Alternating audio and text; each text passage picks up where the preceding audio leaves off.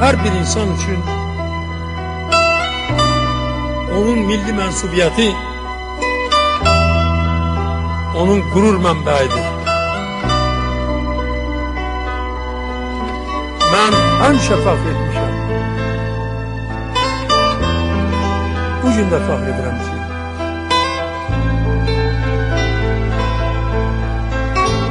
mən Azərbaycanlıyam.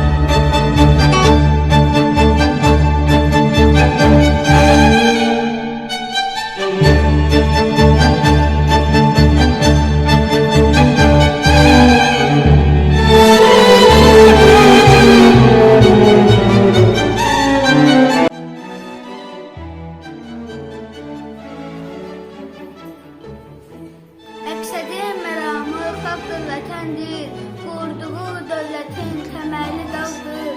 Mənim Heydər adlı Azərbaycanım yurdumda əklizdir, həmişə vardır.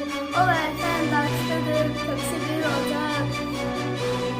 Alışıb yanacaq hey zaman zaman. O Qorqud atadır, eliyəsidir, onun yollarına çəkər mi duman? Azərbaycan adını, Azərbaycan xalqını dünyaya tanıtdıran Heydər atamız oldu.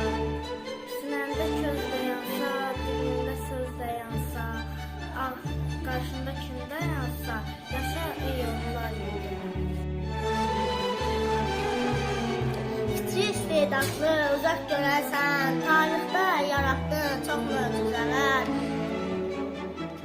Azərbaycanlıyam, fəxrlə dedin sən, unuda bilmirəm, ürəyimdəsən.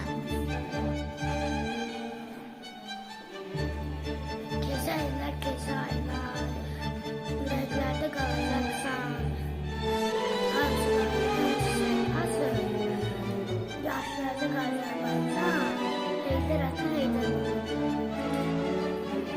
Şirindir körpələrin, dodağında nəğməsən, çomalında birəsin, dillərində əzbəsən. Səsini dinləyənlər güc gəlir.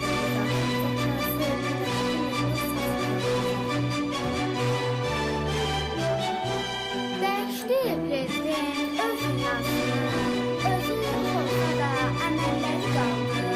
Altı fikri iş görsələr, düşərdə illəri varı. Heykəlinə baxıram, rəhbər həraradadır, çiçəklərə ölçənir, ondan radikal.